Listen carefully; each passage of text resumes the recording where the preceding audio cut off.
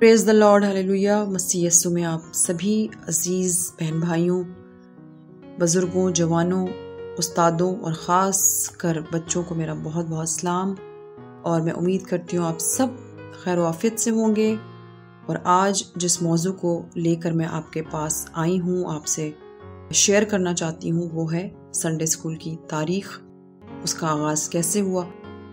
और ख़ास बात ये कि उस्ताद जो बच्चों को सिखाते हैं, बताते हैं, उनकी ज़िम्मेदारी, उनकी डेडिकेशन संडे स्कूल में किस कदर अहमियत की हामिल है। और साथ साथ वो वालिदैन भी जो बच्चों को घर पे मसीह तालीम दे रहे हैं, जिनके अंदर ये जज्बा है, ये ख्वाहिश है कि उनके बच्चे खुदा की बाबत जाने, कलाम मुकद्दस पढ़ें, सीखें, समझें और अपनी ज़िंदगियों को खुदा के हाथों में दें। मैंने जिस दिन लियाकत कैसर साहब का ये पैगाम सुना यूट्यूब पे, और यकीन जाने कि इस कलाम ने मुझे बहुत ही तक़वियत दी और मेरे जहन को खोला, क्योंकि इससे पहले मैं संडे स्कूल की तारीख से वाकिफ़ ना थी। यकीनन ऐसे बहुत से और भी वालिदैन, टीचर्स, बच्चे, जवान होंगे जो संडे स्कूल की तारीख से वाकिफ़ नहीं। और ऐसा भी नहीं है कि लोग संडे स्कूल की तारीख से वाकिफ़ नहीं हैं, बहुत से ऐसे लोग भी हैं जो इस तारीख से वाकिफ़ हैं। लेकिन जब मैंने इसको सुना तो मेरे दिल में बारहा ये ख्याल आया कि मैं इसको ज़रूर शेयर करूं इस प्लेटफॉर्म से, इस सारी तारीख को, इसके आगाज़ को, कि किस तरह से संडे स्कूल का आगाज़ हुआ।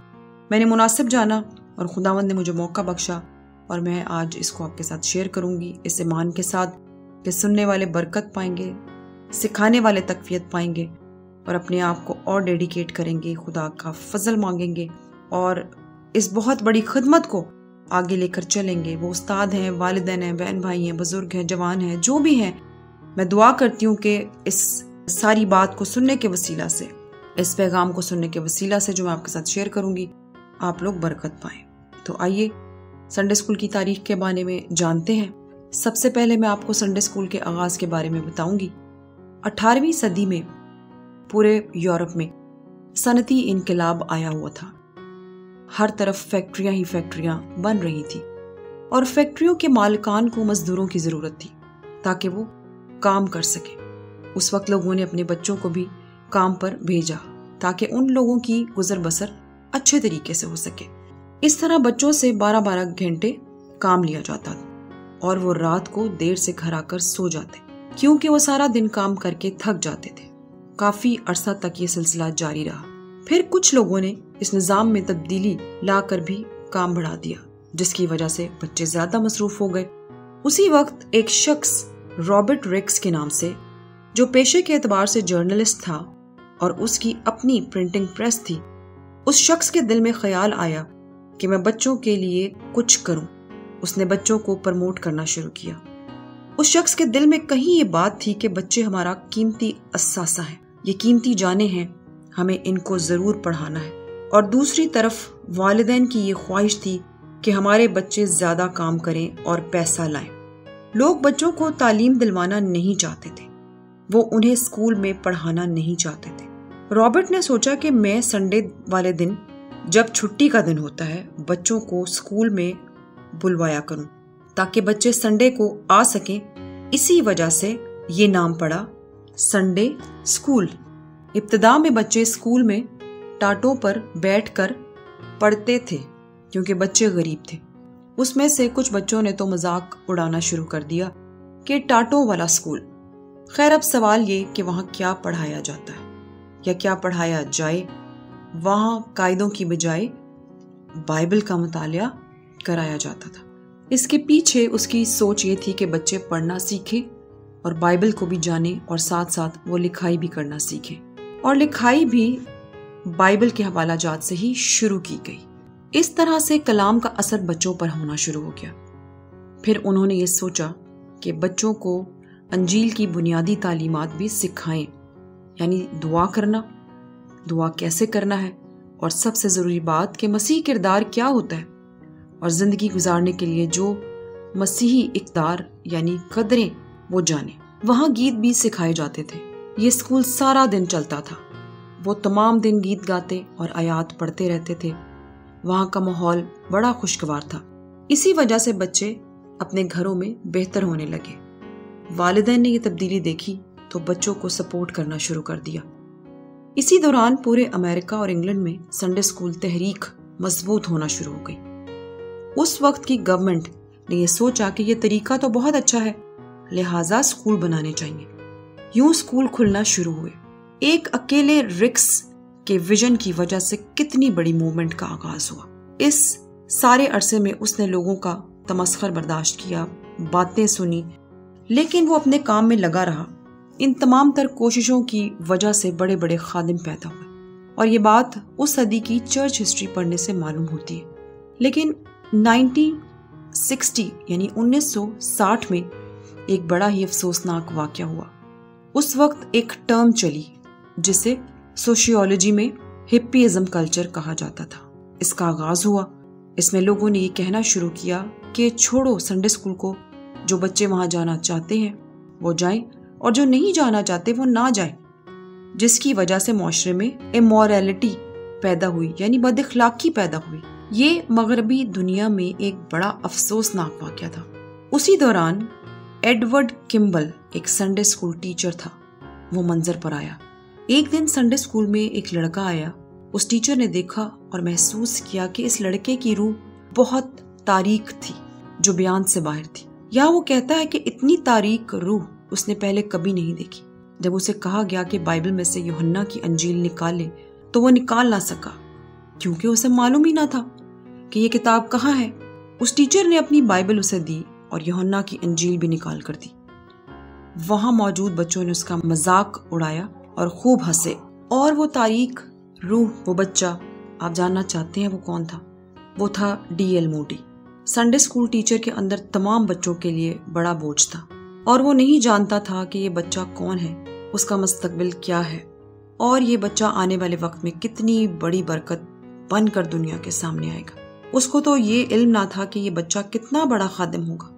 एक दिन जब वो दुआ कर रहा था तो उसे महसूस हुआ कि मैं उस बच्चे के काम पर जाऊं और उसे मसीह की मोहब्बत के बारे में बताऊं। देखें एक संडे स्कूल टीचर का जज्बा। यहाँ पर खुदा के साथ रफाकत में वक्त गुजारने से जो चीजें हम नहीं जानते वो उसका रूह बताता है। ये रूह ही था जो टीचर को उभार रहा था कि वो उस बच्चे को मिले। एक दिन वो टीचर उसके काम पर चला गया। वो बच्चा काम कर रहा था, वो एक शू स्टोर में काम करता था। उस टीचर ने उसे खुदा के बारे में बताना शुरू किया और टीचर की आंखों में आंसू थे। वो बच्चा ये देखकर हैरान हुआ कि कोई शख्स मेरे लिए अपने अंदर इतनी मोहब्बत रखता है और मेरी रूह के लिए आंसू बहा रहा है। वो भी रो पड़ा और बोला कि मुझे तो ये बात भी मालूम ना थी कि मेरे अंदर कोई रूह भी है। फिर उसी स्टोर में D.L. मूडी ने खुदा को अपना दिल दिया, अपना आप उसके हाथों में दिया। उसी वक्त से उसकी जिंदगी बदल गई। जिस चर्च में D.L. मूडी मेंबरशिप के लिए आया, वहां पर जो खिदमत कहानत का काम सरंजाम दे रहे थे वो थे रेवरेंड किर्क।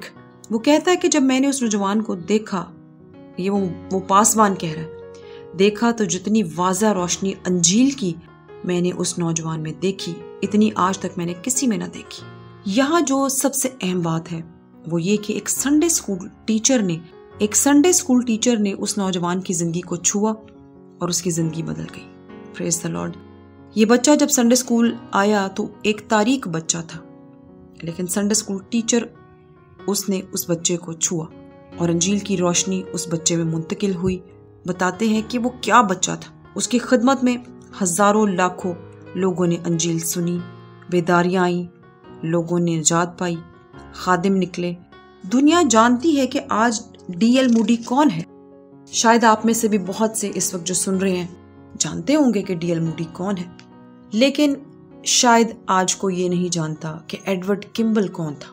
लेकिन यहाँ पे बहुत खूबसूरत बात जब लियाकत साहब ने कहा तो मेरा दिल खुशी और शादमानी से भर गया कि जो कुछ आप मसीह की खिदमत के लिए, उसके काम के लिए, निजात के काम के लिए करते हैं, वो उस आसमानी बाप की नज़र में होता है। सुनिए उन्होंने क्या कहा। उन्होंने कहा कि शायद ये कोई नहीं जानता कि एडवर्ड किम्बल कौन है, लेकिन आसमान पर यहोवा जिंदा खुदा इस संडे स्कूल टीचर को जानता है और उसे अजर भी मिलेगा। आमीन, हालेलुया। अभी भी जब मैं आपसे ये बात करी हूँ तो मैं शुक्रगुजारी से भर गई हूँ कि कैसे वो टीचर्स, वो लोग, वो उस्ताद थे जिनकी रफाकत खुदा के साथ थी। देखें फिर खुदा कैसे कैसे काम करता है। اس نے کہا کہ وہ یقیناً اجر پائے گا۔ یہ اثر یہاں ختم نہیں ہوا۔ اب سنے آگے کیا ہوا کہ ڈی ایل موڈی کی منسٹری میں ایک شخص تھا جس کا نام ایف بی میئر تھا۔ یہ 40 کتابوں کا مصنف تھا۔ یہ شخص گریٹ پریچر تھا، ایونجلسٹ تھا۔ اس کی کتابوں کو آج بھی کرسچن سکولرز پڑھتے ہیں۔ اس کے اندر آگ بھڑکتی تھی۔ یہ کیسے آگ بھڑکی؟ یہ موڈی کی خدمت کے دوران ہوا۔ اس کی روح کو پکڑا اور یہ رویا واضح ہوئی اور یہ ایک بہت بڑا خادم بن گیا۔ یہاں ایڈورڈ کی منسٹری ٹرانسفر ہو رہی ہے، سفر کر رہی ہے، یعنی ٹریول کر رہی ہے۔ پھر ایف بی میئر کے بعد ایک اور شخص اس کے اثر کے نیچے آ گیا۔ اس کا نام تھا ولبر چیپمین۔ یہ ایک پریسبیٹیرین پادری تھا اور ایک ایونجلسٹ، گریٹ ایونجلسٹ تھا۔ اب دیکھیں کہ ٹیچر، پھر پاسبان، جو لوگ خدا کے ساتھ جڑے ہیں، ایونجلسٹ خدا کے زور جھکے ہوئے ہیں، دعائیں کر رہے ہیں، کلام سے وہ بستے ہیں، کس طرح سے روح کام کر رہا ہے اور یہ چیزیں ٹریول کر کے لوگوں کی زندگیوں میں کام کر رہی ہیں۔ اب وہ بتاتا ہے کہ یہ پریسبیٹیرین پادری تھا اور ایک گریٹ ایونجلسٹ تھا۔ اب اس کی منسٹری میں ایک شخص تربیت پانے آیا، اس نے خدا کو قبول کیا، بہت بڑا خادم بنا، اور اب اس کا نام سنیں، اس کا نام تھا بلی سنڈے۔ بلی سنڈے کی خدمت میں ایک اور خادم نجات پا گیا اور اس کا نام تھا مردکی ہام۔ پھر ہام کی خدمت کے دوران ایک میٹنگ میں ایک اور نوجوان آیا اور نجات پا گیا۔ اس نے نجات پائی اور بہت بڑا امریکی خادم بنا، اور اس کا نام اب آپ جاننا چاہیں گے۔ اس امریکی خادم کا نام تھا ڈاکٹر بلی گرہم۔ دیکھیں یہ سفر کہاں سے شروع ہوا تھا۔ سنڈے اسکول ٹیچر ایڈورڈ کمبل۔ آپ جو سنڈے اسکول ٹیچرز ہیں، آپ کے سامنے بچے ہیں، اور یہ بچے بھی تاریک ہیں۔ اس میں سے کچھ برائٹ ہیں، کچھ کمزور ہیں، کچھ چھوٹے ہیں، کچھ شرارتی ہیں، شور کرتے ہیں، بات نہیں سنتے، لیکن وہ ٹیچرز جو جانتے ہیں کہ ان میں کون سا خادم ہے، تو دل سے، آنسوؤں سے، بوجھ سے، پوری تندہی سے اس خدمت کو کریں۔ ٹیچرز کو میں یہاں ابھاروں گی جو اس بہت بڑی خدمت کو سر انجام دے رہے ہیں۔ شاید میں بھی اس سے پہلے، یقیناً میں بھی اس سے پہلے اس چیز کو اس طرح سے نہیں جانتی تھی، لیکن میں اس پیغام کو، تاریخ کو جاننے کے بعد جتنا سمجھ پائی ہوں، اس لیے میں نے لازم جانا کہ میں اس کو ضرور شیئر کروں کہ یہ کس قدر بڑی خدمت ہے۔